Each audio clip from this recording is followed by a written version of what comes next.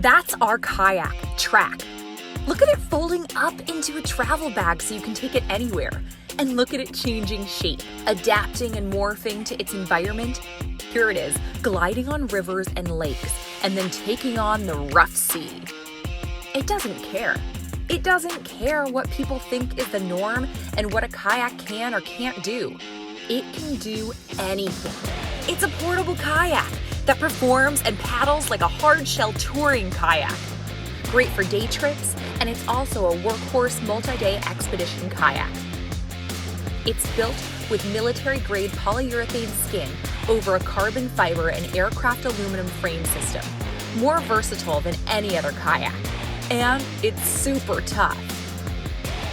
It stores in places like this and can be taken and paddled anywhere. Did I mention it was born of paddlers for paddlers? Inspired by Inuit skin-on-frame kayak origins, transported into the 21st century with aerospace technology. We're talking time travel here.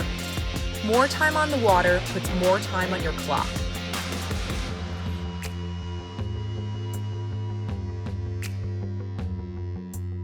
People said it's impossible to create such a kayak, but our kayak said, "Look at me.